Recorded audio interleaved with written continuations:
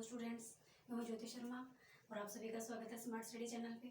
यहाँ अपना circulatory system का टॉपिक चल रहा है और आज अपना लास्ट टॉपिक है, लास्ट डे है इस क्लास का, इस टॉपिक का अपनी लास्ट क्लास है।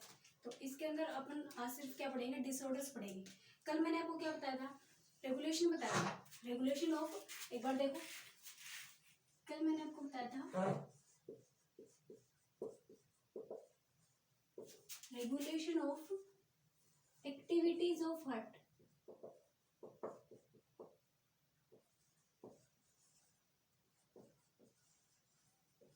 इसके बारे में अपन कल बात कर चुके हैं।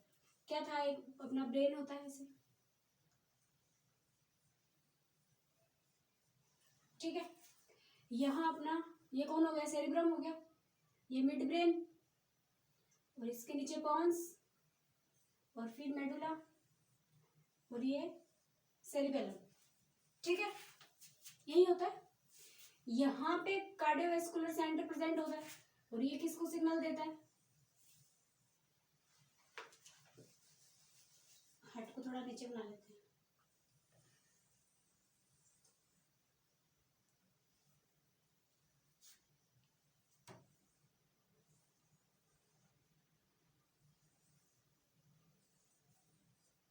हार्ट को सिग्नल देता है किसको, ऐसे नोड को सिग्नल देता है, यहां से सिग्नल जाता है, सिंपैथेटिक सिग्नल जाता है एक तो,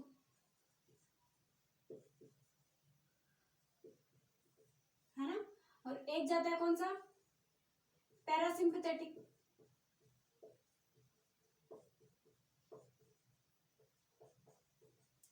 ये दोनों एक दूसरे के उल्टे हैं। सिंपैथेटिक क्या कराता है, कार्डियक आउटपुट को बढ़ाता है,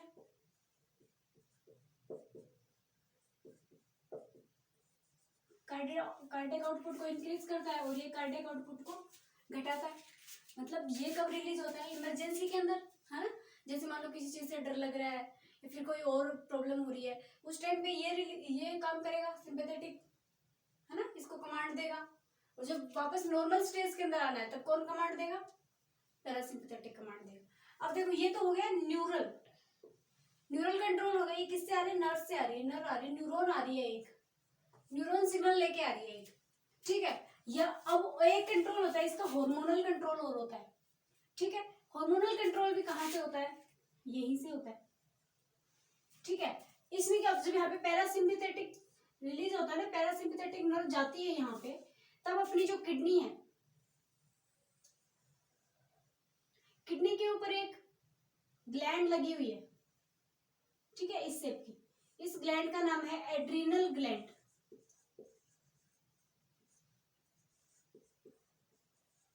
इसका मतलब एड मतलब ऊपर और रीनल मतलब, रीनल का मतलब हो गया यहाँ पे किडनी। किडनी के ऊपर जो ग्लैंड लगी है उसको बोलेंगे एड्रीनल ग्लैंड, ठीक है। एड्रीनल ग्लैंड से क्या होता है, यहां से सिग्नल आते हैं इसके पास, इस सेंटर से सिग्नल आते हैं और ये यहां से कौन सा हार्मोन रिलीज करती है, एड्रीनलिन हार्मोन रिलीज करती है। कौन सा हार्मोन रिलीज करती है, एड्रीनलिन हार्मोन रिलीज करती है, ठीक है। या फिर इसको एपिनेफ्रिन हार्मोन भी बोलते हैं। इससे कौन सा हार्मोन रिलीज होता है, नॉर एड्रीनलिन। यहां से कौन सा हार्मोन रिलीज होता है, तो आप ये मत समझना कि एड्रीनलिन और नॉर एड्रीनलिन एक दूसरे के उल्टे हैं, बिल्कुल नहीं, दोनों का सेम फंक्शन है। एड्रीनलिन भी वही काम करता है और नॉर एड्रीनलिन भी वही काम करता है, ठीक है। एक बात आप इसके अंदर ये ध्यान रखना कि कौन सी ऐसा हार्मोन है या फिर कौन सा ऐसा केमिकल है जो हार्मोन भी है और न्यूरोट्रांसमीटर भी है। यहाँ पे सिंपैथेटिक नर्व आएगी तो नर्व क्या देती है, सिग्नल के रूप में न्यूरोट्रांसमीटर देती है। तो ये न्यूरोट्रांसमीटर जो है ये कैसे है, ये न्यूरोट्रांसमीटर कौन है, ये एड्रेनलिन ही है एक तरह से। एड्रेनलिन नॉर एड्रेनलिन दोनों का सेम फंक्शन है। तो एक तो ये एड्रेनलिन जो है वो क्या है, न्यूरोट्रांसमीटर भी है और हार्मोन भी है। इतनी बात समझ में आ गई आपको। मैंने क्या बताया, हार्ट का न्यूरल कंट्रोल होता है एक तो सिंपैथेटिक और पैरासिम्पैथेटिक के थ्रू। सिंपैथेटिक में सिंपैथेटिक कब होगा, जब इमरजेंसी कंडीशन होगी, और पैरासिम्पैथेटिक जब उस कंडीशन को नॉर्मल करने की जरूरत पड़ेगी, ठीक है। अब देखो ये एक होता है इसके अंदर hormonal control, hormonal control, hormone control करते हैं। तो इसके अंदर यहां से सिग्नल जाएंगे किसके पास, एड्रिनल ग्लैंड के पास, और यहां से कौन सा हार्मोन रिलीज होगा, एड्रेनलिन हार्मोन रिलीज होगा। एड्रेनलिन हार्मोन कहाँ रिलीज होता है? ब्लड के अंदर। भाई हार्मोन सारे कहाँ रिलीज होते हैं? ब्लड के अंदर रिलीज होते हैं। और ये यहाँ से जाएगा और ये किसको सिग्नल देगा? ऐसे नोड को सिग्नल देगा किसके लिए? इसके कॉन्ट्रैक्शन रेट को बढ़ाने के लिए। ठीक है, इतनी बात समझ में आ गई आपको? ये अपना कल का टॉपिक थोड़ा सा बचा हुआ था हार्मोनल कंट्रोल का। ठीक है, अब अपन शुरू करते हैं डिसऑर्डर्स। फिर ये टॉपिक अपना हो गया पूरा। कल से फिर अपन पढ़ेंगे एक्सक्रीशन। ठीक है, कल से अपना टॉपिक कौन सा होगा? एक्सक्रीशन। डिसऑर्डर,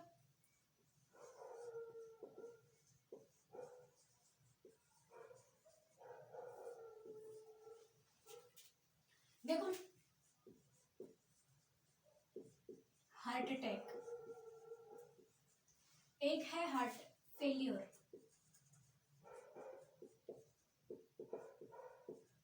और एक है कार्डियक अरेस्ट।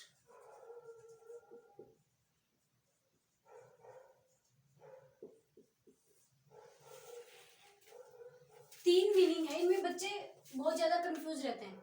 आज के बाद नहीं रहोगे। देखो हार्ट अटैक, हार्ट अटैक का मतलब है कि अपनी मसल जो है, हार्ट की जो मसल्स है उनके ऊपर क्या हुआ है? अटैक हुआ है। और उनपे अटैक होने से कुछ मसल्स जो है क्या हो गई? वो डेड हो गई। और उनके डेड होने से हार्ट का क्या हो गया? कंट्रैक्शन रिलैक्सेशन में प्रॉब्लम आ रही है, तो हार्ट बीट क्या हो रही है? कम हो रही है। तो अब इसके अंदर अपन क्या लिखेंगे? हार्ट अटैक के अंदर अपन क्या लिखेंगे? Death of heart tissue, death of heart tissue और सेल। ठीक है भाई, किसी ने अटैच लिख दिया क्या? सॉरी, किसी ने अटैक कर दिया किस पे? हार्ट की सेल पे किसी ने गोलियों से अटैक कर दिया, बंदूक से, और क्या हो गई? हार्ट की टिश्यू की या फिर सेल की डेथ हो गई। इसको अपन बोलेंगे हार्ट अटैक। सिंपल है, आज से कोई डाउट नहीं होगा इसके अंदर। हार्ट फेलियर, हार्ट फेलियर में हार्ट का क्या काम है? ब्लड को पंप करने का काम है, पूरी बॉडी के अंदर ब्लड पहुंचाने का काम है। हार्ट को पर ने सिर्फ एक काम दे रखा है, तेरे को क्या करना है? पूरी बॉडी के अंदर ब्लड पहुंचाना है। इसमें भी हार्ट अगर प्रॉपरली पूरी बॉडी को ब्लड नहीं पहुंचा पाता किसी भी वजह से, वो हार्ट अटैक की वजह से भी हो सकता है, मतलब किसी टिश्यू की डेथ हो गई। भाई कोई भी टिश्यू है, हार्ट का कोई भी टिश्यू है, मान लो, बनाओ देखो एक बार।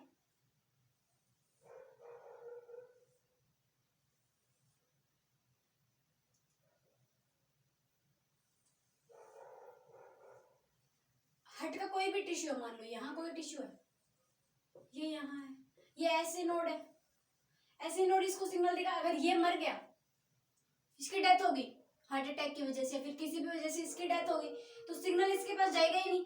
इसके पास नहीं जाता, घूम घाम के सिग्नल कहीं और से जाएगा। ऐसा होता है ना। तो इस वजह से क्या होगा कि हार्ट प्रॉपरली फंक्शन नहीं कर पाएगा, हार्ट अपना काम जो है वो पूरी तरीके से नहीं कर पाएगा। तो क्या हो गया? Heart fail.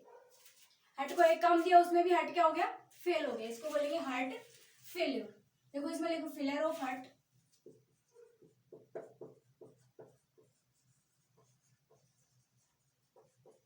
To sufficient supply,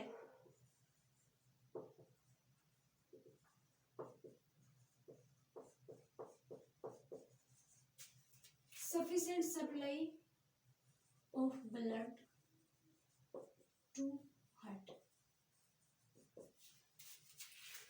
समझ में आया क्या बोला मैंने? टू हार्ट नहीं, टू बॉडी। बॉडी को प्रॉपर ब्लड की सप्लाई करने में क्या हो जाता है? फेल हो जाता है। तो ये क्या हो गया? अपना हार्ट फेल्यूर। क्लियर है? एक है कार्डियक अरेस्ट। किसी ने क्या कर लिया? हार्ट को अरेस्ट कर लिया, किसी ने अरेस्ट कर लिया, मतलब उसको बांध दिया, है ना। तो उसको बांध देने की वजह से वो प्रॉपरली कॉन्ट्रैक्शन और रिलैक्सेशन नहीं कर पा रहा है। कार्डियक अरेस्ट के अंदर क्या होगा? हार्ट बीट नॉर्मल नहीं रहेगी। ये किसके अंदर आएगा? अपने कार्डियक अरेस्ट के अंदर आएगा। तो इसमें लिख लो complete stoppage of heart beat.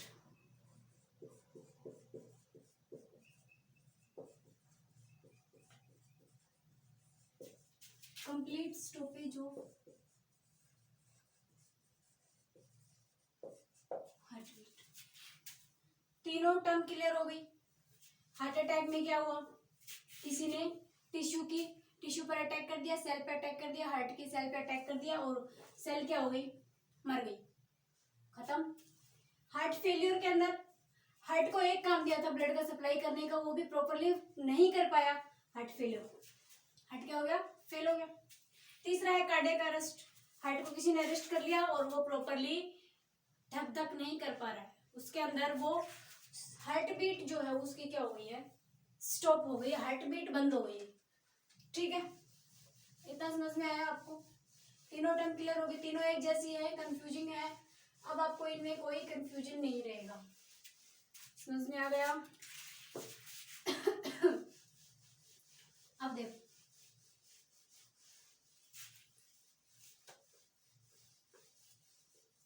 एक होता है हाइपरटेंशन,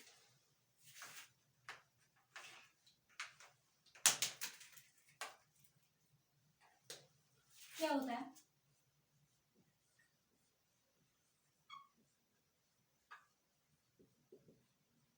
हाइपरटेंशन, हाइपरटेंशन मतलब एक तरह से बीपी इंक्रीज हो जाती है, ब्लड प्रेशर बढ़ जाता है, उसकी वजह से बीपी, हाइपरटेंशन हो गई। तो हाइपरटेंशन समझ, बीपी बढ़ गई, बीपी बढ़ने से पहले आप ब्लड प्रेशर पढ़ लो। ब्लड प्रेशर क्या है, ब्लड प्रेशर, ब्लड प्रेशर क्या है, ब्लड किसी भी कैपिलरी वॉल आर्टरी किसी के अंदर भी बह रहा है, उसकी वॉल के ऊपर एक अपना प्रेशर लगाता है। जैसे ये अपनी क्या है, ये मान लो अपनी आर्टरी है कोई, इसके अंदर से ब्लड फ्लो कर रहा है, इसके अंदर से ब्लड फ्लो कर रहा है, तो ये ब्लड फ्लो कर रहा है तो ये कुछ फोर्स यहां से कहां पे लगाएगा, इसकी वॉल्स पे फोर्स लगाएगा, इसी फोर्स को क्या बोलते हैं, बीपी बोलते हैं, ब्लड प्रेशर बोलते हैं। तो लिखो the pressure,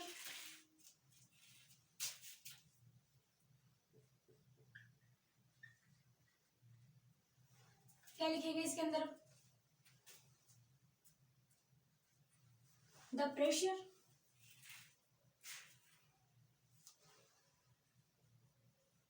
exerted by blood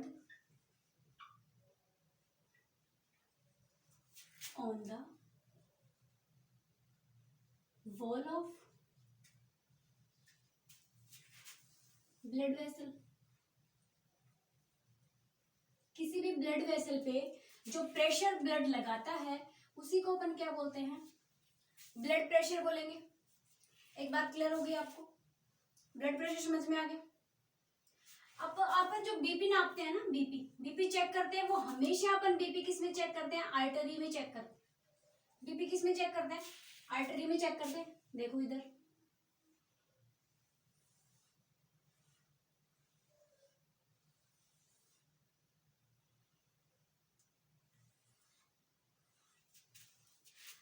यहां से ऑक्सीजनेटेड ब्लड जा रहा है इस आर्टरी के थ्रू, ये सबसे बड़ी आर्टरी है जिसके अंदर ऑक्सीजनेटेड ब्लड है, इसको बोलते हैं आयोटा, इसको आयोटा बोलते हैं। और आयोटा आगे जाके डिवाइड हो जाती है बहुत छोटी छोटी, किसमें, छोटी छोटी कैपिलरीज में डिवाइड हो जाती है ऐसे, और ये कैपिलरीज फिर कहाँ ओपन होती हैं, किसी भी सेल ऑर्गन के अंदर ओपन होती है, ऐसे सेल के अंदर ओपन होती है, और ये वापस से फिर मिलके एक वीन बनाती है ऐसे, और ये वीन वापस से कहाँ जाती है, ऐसे ही तो होता है, ऐसे जाता है ब्लड। तो ये आयोटा है, ये सबसे मोटी है, ठीक है, सबसे मोटी आयोटा है, यहाँ ब्लड प्रेशर सबसे ज्यादा है, आर्टरी फिर यहाँ से ब्लड प्रेशर, ये छोटी वॉल छोटी होती चली गई, आर्टरी से क्या बन गई, ब्लड कैपिलरीज बन गई, जो टिश्यू के सेल के अंदर चली गई तो ब्लड कैपिलरीज बन गई बारीक बारीक, है ना।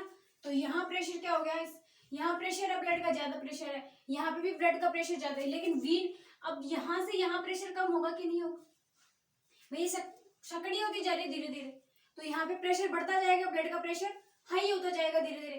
भाई मोटी पाइप से पतली पाइप के अंदर पानी डालेंगे तो उस पतली पाइप के अंदर प्रेशर बढ़ेगा कि नहीं बढ़ेगा, तो वही बात यहाँ पे प्रेशर और ज्यादा क्या होता है, बढ़ता जाता है। वे और ज्यादा छोटी छोटी छोटी होने की वजह से वीन जो है वो छोटी होती है और पतली होती है, तो यहाँ पे बीपी जो है वो क्या हो जाएगा, कुछ कम हो जाएगा। तो अब हमेशा हम बीपी जो नापते हैं ना, वो हमेशा आर्टरी में नापते हैं। बीपी हमेशा किस में चेक करते हैं, आर्टरी में चेक करते हैं। आर्टरी से बीपी चेक करते हैं, वीन से कभी भी बीपी चेक नहीं होता है। ठीक है, इतनी बात समझ में आई आपको? इसको हटा देते हैं।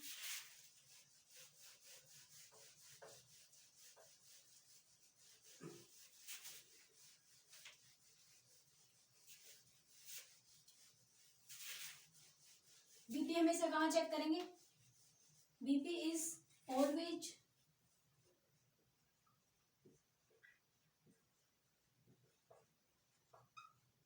measured in arteries। ठीक है, इतनी बात समझ में आई?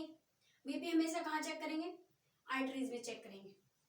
अब देखो, एक होता है सिस्टोलिक प्रेशर, ये अभी आपको मैं सिर्फ बीपी बता रही हूँ, ब्लड प्रेशर बता रही हूँ, हाइपरटेंशन बताऊंगी अभी, थोड़ा वेट करो बेटा।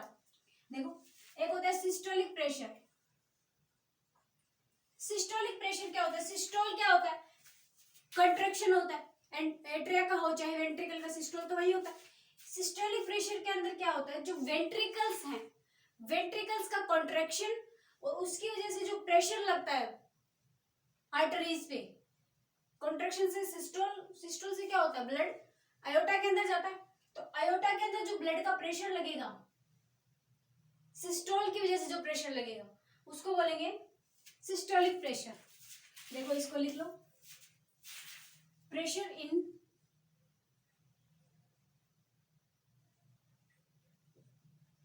क्या लिखेंगे इसके अंदर अपन, pressure in artery.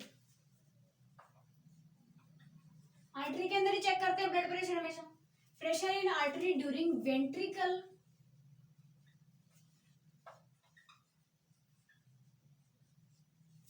Ventricle systole. Ventricle के सिस्टोल के टाइम पे आर्टरी का प्रेशर क्या कहलाता है, सिस्टोलिक प्रेशर कहलाता है। एक है डायस्टोलिक प्रेशर। डायस्टोलिक प्रेशर किसको बोलेंगे, डायस्टोलिक प्रेशर होगा pressure in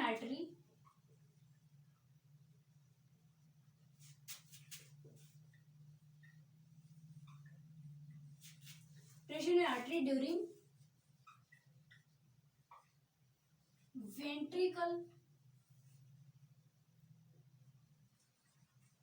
ventricular diastole.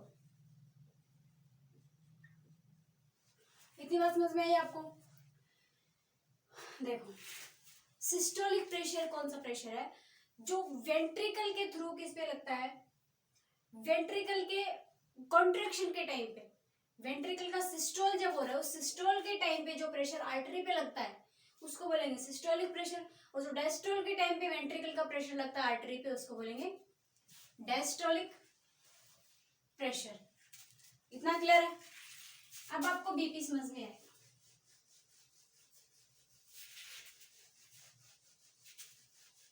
BP को नापते किस में है, mm of Hg।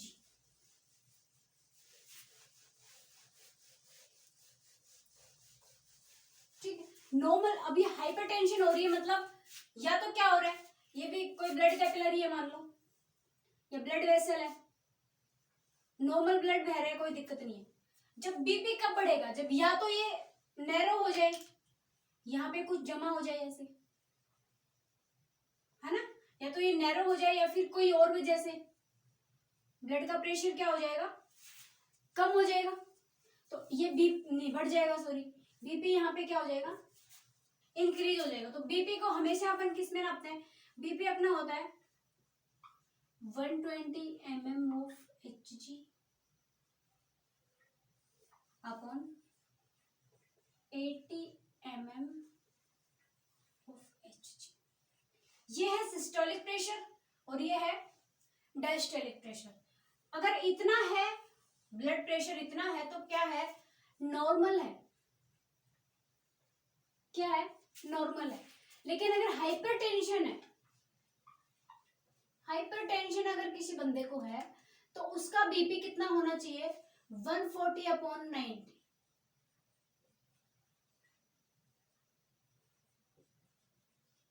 बात समझ रहे हो मेरी? अगर 120 नॉर्मल है और ये कितना जाना चाहिए हाइपरटेंशन के लिए, कितना होना चाहिए मिनिमम 140। अगर 140 से कम है तो उसको बीपी नहीं होगा। ये 90 80 है, ये 80 से 85 हो गया तो उसको बीपी नहीं है, वो नॉर्मल है। ऐसा कई बार हो जाता है ना। लेकिन अगर उसको 140 और ये 90 पहुंच गया तब उसको बीपी। अब एक क्वेश्चन का जवाब दो। ये मान लो किसी बंदे का 150 है और ये मान लो किसी का ये 90 है, 60 ये 70 है, तो क्या अपन इसको बोलेंगे कि इसको बीपी है या नहीं है? इसको ब्लड प्रेशर हाई है या नहीं है? हाइपरटेंशन है या नहीं है इस बंदे को? इसको हाइपरटेंशन नहीं है। क्यों नहीं है? ये तो चलो ठीक है, कितना हो गया 140 से उतने से कितना हो गया 150 हो गया, लेकिन ये इसका 70 है, ये दोनों 90, ये भी 90 से अबव होना चाहिए था, 90 होना चाहिए था, तब इसको बीपी होता। ठीक है, इतनी बात क्लियर है आप लोगों को? ओके, अब आगे चले। एक डिजीज और है, कौन सी? कैड बताया था मैंने आपको। एक डिजीज और बच गई, कैड। कैड बताया था ना मैंने आपको, कैड। लिखो, बीपी को भी मिटा दें।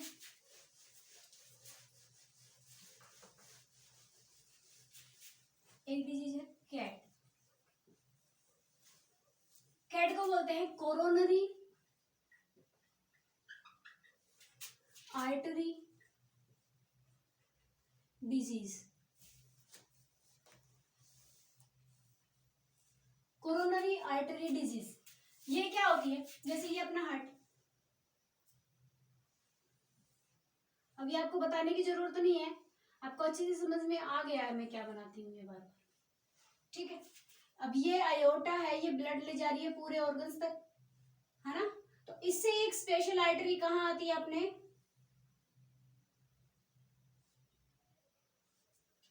हार्ट में भी आती है ब्लड लेके।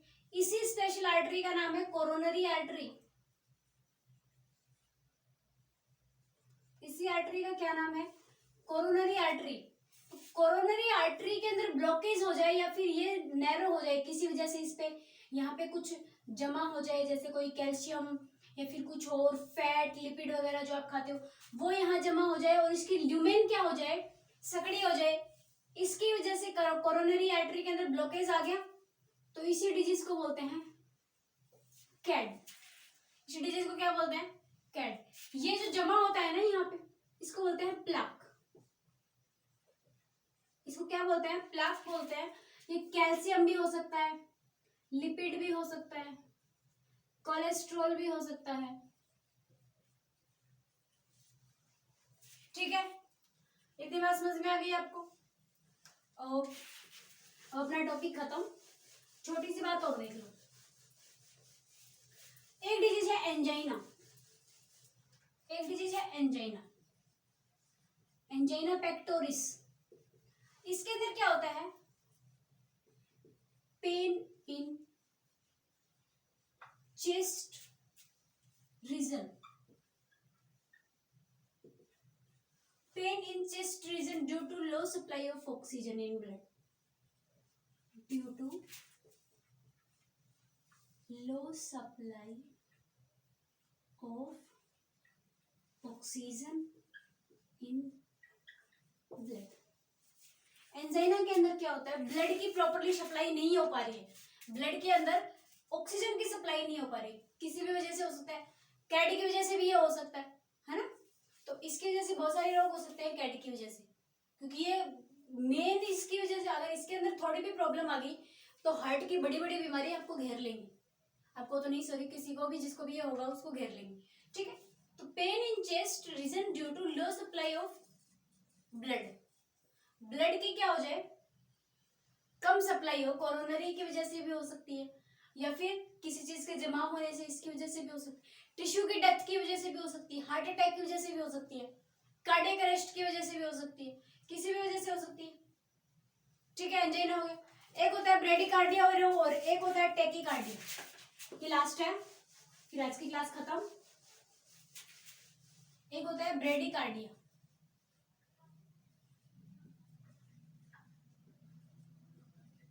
और एक होता है टैकीकार्डिया। ठीक है, ब्रेडिकार्डिया में क्या होता है, हार्ट बीट फास्ट हो जाती है, हार्ट बीट फास्ट, है ना।